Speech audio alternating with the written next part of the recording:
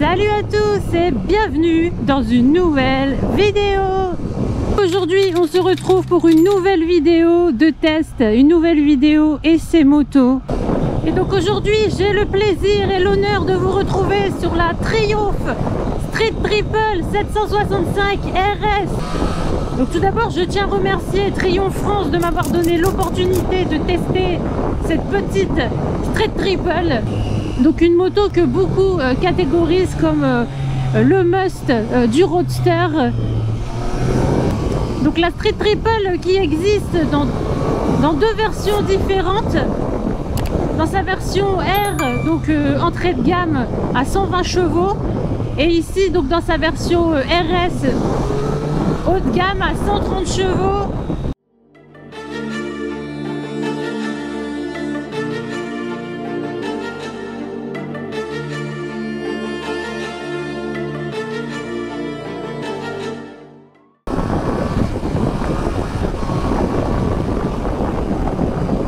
Si je suis toujours à fond dans les gaz, comment je vais pouvoir vous parler de la moto? En plus sur les routes belges qui sont véritablement des montagnes russes. Je sais pas si ça se voit à la caméra comme je sautille et je suis un petit peu secouée. Mais bon, on va pas se plaindre parce que même si les routes belges sont un petit peu défoncées, on a quand même des belles petites routes voilà, où on peut s'amuser, où on n'a pas trop de circulation. Bon, même s'il y a beaucoup de priorités à droite aussi. Bon, sinon on va essayer de rentrer dans le vif du sujet et de parler un petit peu plus en détail de cette street.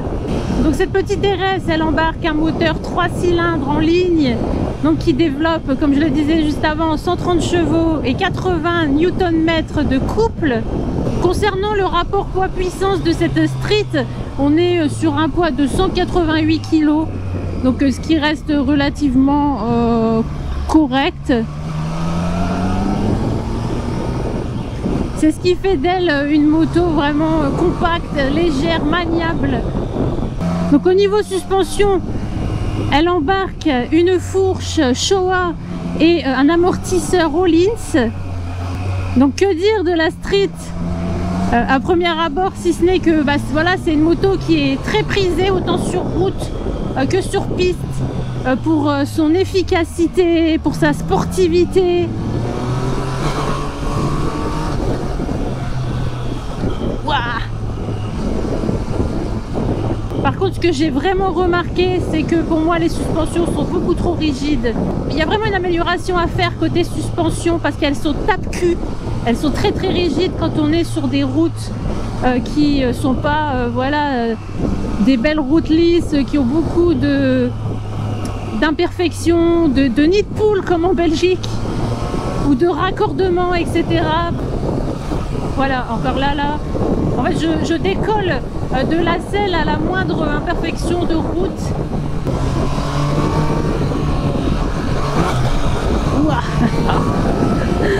C'est un peu rude de prendre des chemins de fer aussi vite quand même.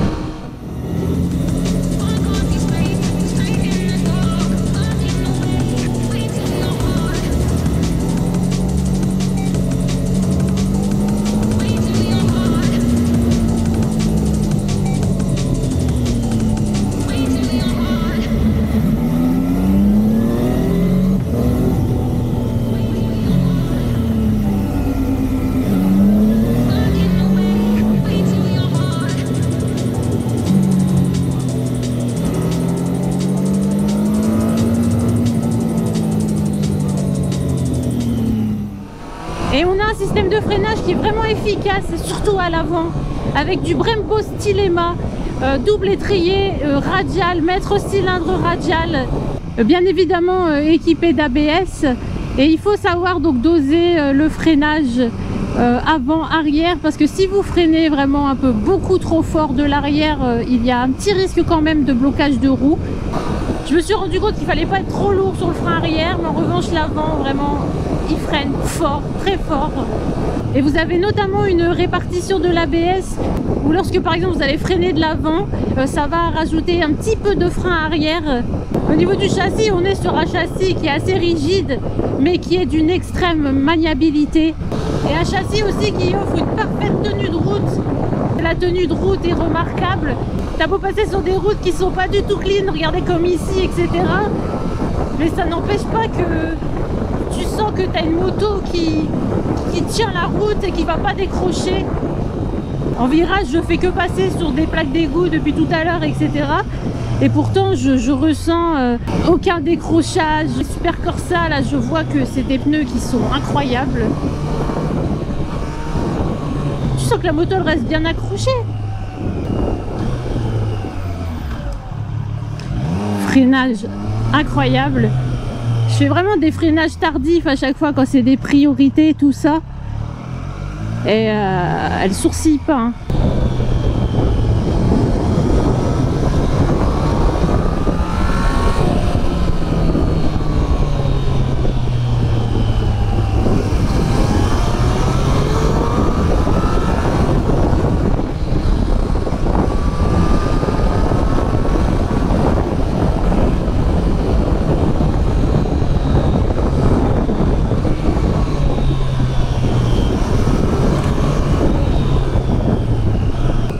Donc également, elle est équipée d'un shifter up et down de série.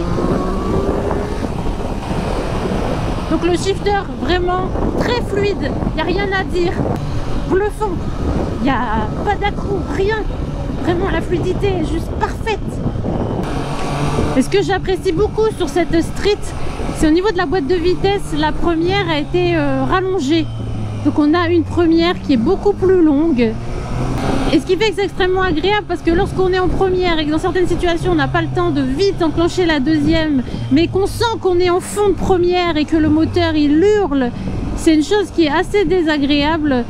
Et là ici, donc on a une première qui est assez longue et avec les vitesses suivantes qui elles ont été un petit peu raccourcies.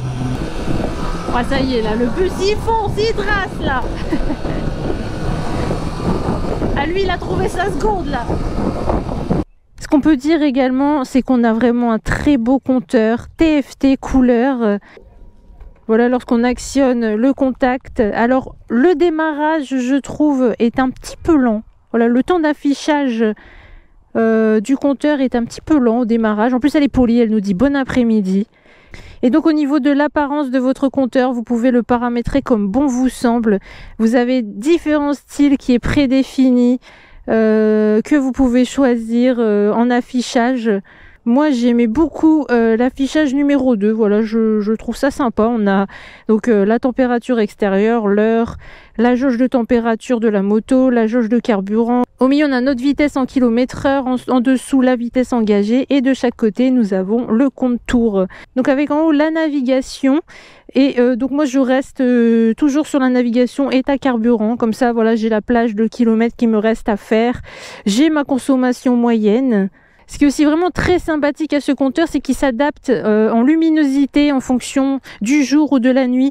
Donc là, comme on est en plein jour, il est en blanc. Et lorsqu'on va passer dans des zones d'ombre, il va passer en noir. Bon, ensuite, si vous naviguez dans les informations à afficher en haut, vous avez voilà le trip que vous avez fait. Vous avez le compte tour, la sélection de style, le contraste. Donc comme je viens de vous l'expliquer, le contraste automatique. Là, par exemple, vous voyez, si je le passe sur le contraste de nuit, ce que ça donne, donc en auto. Donc là vous pouvez le voir notamment, on est dans une petite zone d'ombre, là le soleil est un tout petit peu caché et voilà là le compteur est passé en mode nuit. Au niveau du contour, je pense que pour tout le monde il ne sera pas parfaitement lisible parce que c'est vraiment assez subtil de pouvoir lire le contour. Vous avez un petit curseur juste ici en fait qui va bouger et donc au final bon c'est quand même bien lisible, hein. On va pas dire que c'est pas lisible du tout. Mais au final, est-ce que vraiment on regarde ce contour lorsqu'on roule? Moi, c'est quelque chose que je regarde peu. On va dire que ça joue surtout à l'oreille, on va pas se mentir. Voilà, là le compteur est repassé en blanc. Donc vous voyez maintenant ce que ça donne en plein soleil comme tout à l'heure. Oh là, le contour est légèrement plus lisible lorsque le compteur est en mode journée plutôt qu'en mode nuit. Mais dans l'ensemble, les informations qui sont présentes sur le compteur, je les trouve voilà, très raffinées.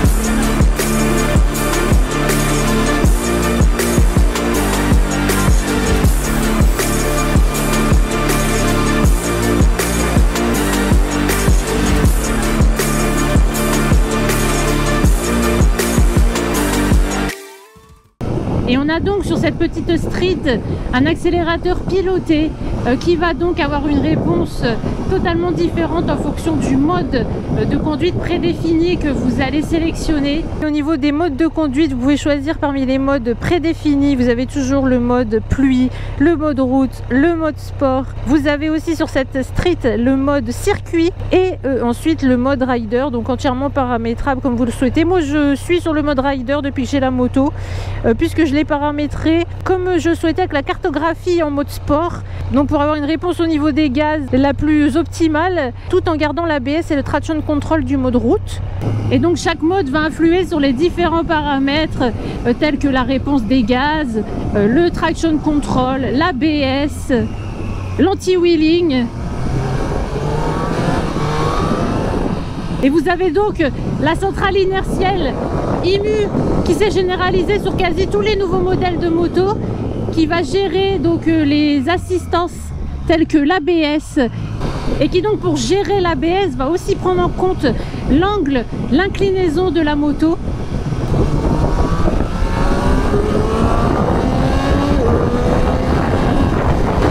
Vous voyez, quand je vous disais tout à l'heure la réponse des gaz, quand en cartographie moteur, la réponse est instantanée. Et les rétros ne survivent pas. À chaque accélération, je dois remettre les rétros.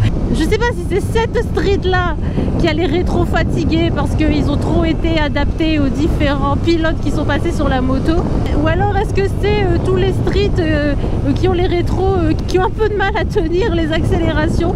En tout cas vis-à-vis des rétros en bout de guidon comme ça, moi je trouve que c'est très sympa. La visibilité est nickel lorsqu'il reste bien en place, bien évidemment.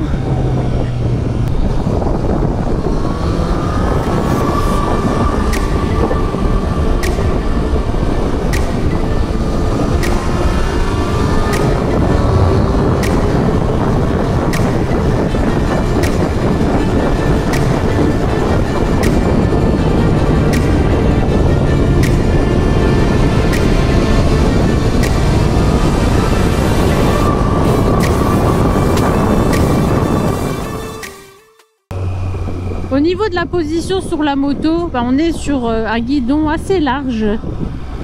On est assez penché sur l'avant, mais la position n'est pas dérangeante et extrêmement fatigante. En fait, vous pouvez vous dire que moi, comment je pourrais qualifier ça, je suis votre baromètre à confort. Ouais, clairement, je peux vous dire, parce qu'avec les soucis que j'ai, comme vous le savez, au niveau des cervicales, de l'épaule, lorsque je vais être sur une moto inconfortable, je vais très vite développer des douleurs.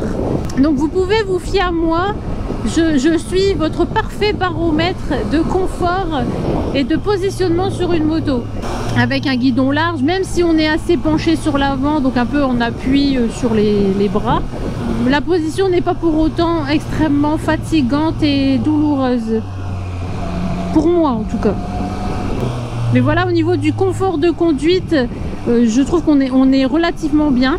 Après, lorsqu'on monte dans des hautes vitesses, forcément, là on est vraiment obligé de se mettre bien les fesses en arrière, de pencher, rentrer la tête, parce que là le vent va être assez violent. Donc voilà, une mini bulle de protection pour dévier un petit peu le vent ne serait pas de refus. Il me semble qu'il y en a une en option. Aussi, pour rester dans le thème confort, ce que j'ai remarqué, ce sont de légères vibrations ressenties au niveau des mains, donc dans les poignets. C'est assez subtil, c'est pas voilà, c'est pas comparable par exemple aux vibrations d'un mono, mais on ressent quand même de légères vibrations au niveau des mains, des poignets. Et ensuite, toujours dans le thème confort, mais cette fois-ci à l'arrêt, c'est-à-dire au niveau de la hauteur de selle. Là on est sur une hauteur de selle dans les 83 cm. Et là personnellement, actuellement, de toutes les motos que j'ai testées jusqu'ici, c'est une des rares motos avec la Duo qui me semble, où j'avais un appui au sol qui était vraiment confortable à l'arrêt, au démarrage. Donc la selle est un tout petit peu plus haute sur le modèle RS comparé au modèle R. Donc le modèle R, elle est un peu plus basse.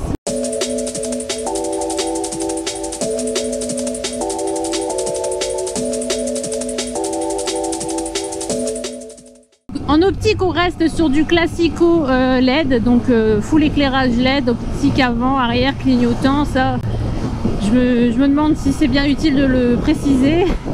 Et au niveau des feux de position, ce qui est très sympa, c'est que vous avez en fait un petit éclairage en forme de sourcil comme ça. Et c'est vrai que concernant le look de cette street, avec sa face avant un peu en tête de guêpe, yeux de guêpe, un peu un air à un petit Transformers, et vraiment ces fines lignes, sa longitude, on peut dire, elle fait tourner des têtes, vraiment. Quand je passe, il y a beaucoup de gens qui se retournent sur la moto, qui regardent, et puis sa couleur, cette belle couleur rouge, vraiment est juste sublime.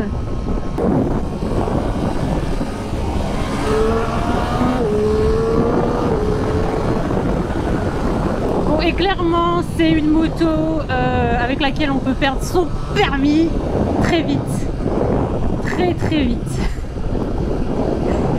C'est comme quoi il n'y a pas besoin de partir dans une S1000 RR là pour pouvoir vraiment avoir une moto qui décolle, parce que la Street Triple elle fait déjà bien le taf.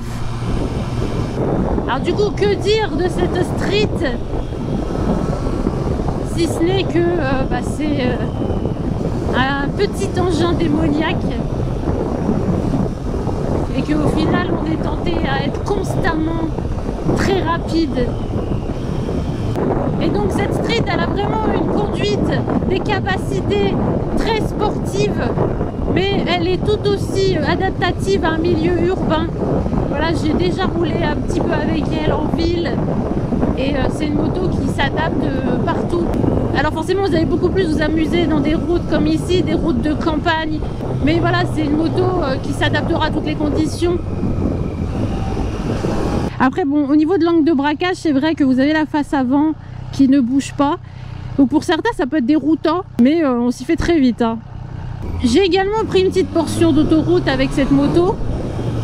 Et autrement dit, vu qu'on n'a pas de protection vis-à-vis du vent, c'est pas forcément une moto qui sera recommandée pour faire de l'autoroute. Si c'est pour faire des petits trajets, pas passer 4 heures sur une autoroute, il n'y a aucun souci. Il faudra juste accepter de être bien, les fesses en arrière bien baissées sur l'avant de la moto pour encaisser le vent, puisque vous n'avez pas de protection. Ou alors de voir avec l'option de la mini bulle. On joue pas mal à saute-mouton avec cette street. Je sais pas si vous le voyez, mais je bouge beaucoup sur la selle avec les imperfections de la route, ne serait-ce que les plaques d'égout, etc., les petits trous. Parce que là, c'est vraiment les suspensions qui pêchent un petit peu, avec une rigidité un peu trop importante. Mais niveau châssis, tenue de route, voilà, il n'y a rien à redire. Vous pouvez attaquer, peu importe le revêtement de la route.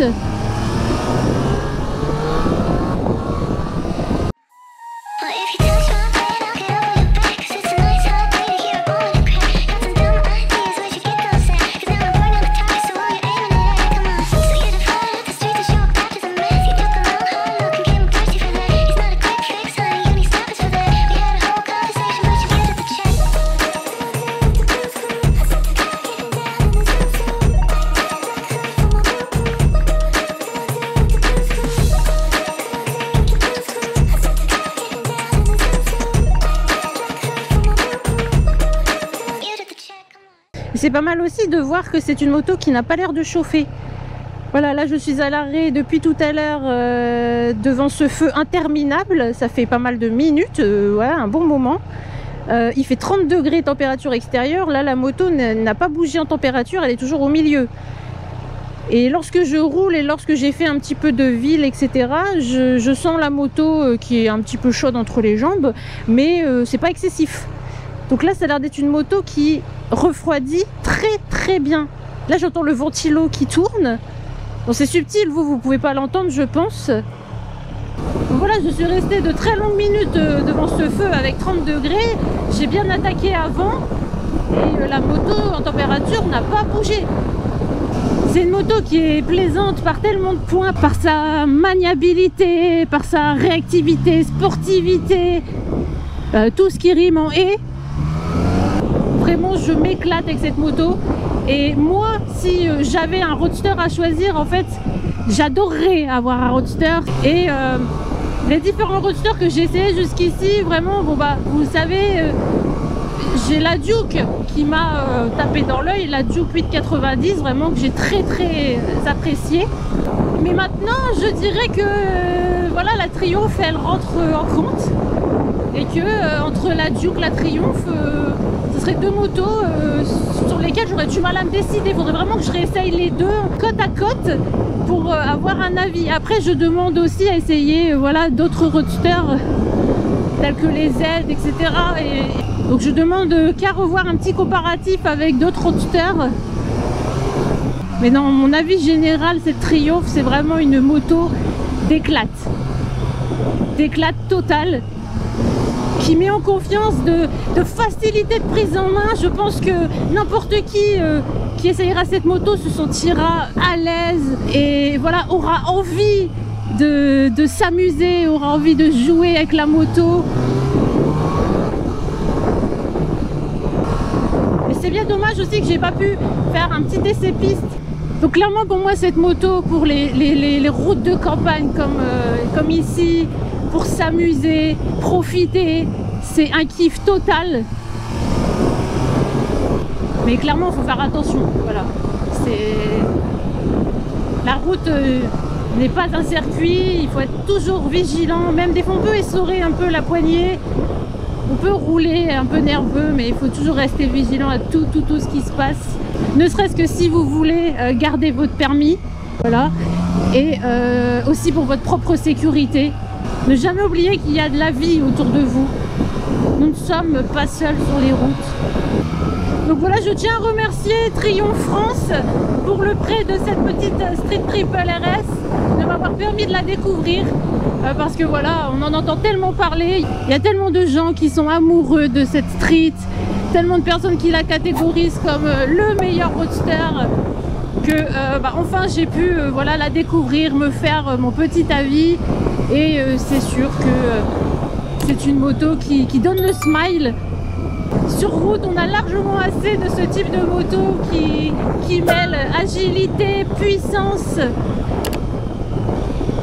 Peut-être se retrouvera-t-on bientôt avec un nouveau test de Trio, pourquoi pas la Speed ou autre. Et puis surtout n'hésitez pas à me dire en commentaire quelle moto vous aimeriez que je teste, quelle moto vous aimeriez voir en vidéo, quelle moto vous aimeriez que je vous présente, sur laquelle je vous donne mon ressenti, etc. Comme ça, je verrai de mon côté ce que je peux faire avec les différentes marques, etc. Et moi, je vous donne donc rendez-vous dans une prochaine vidéo. Allez, bye bye!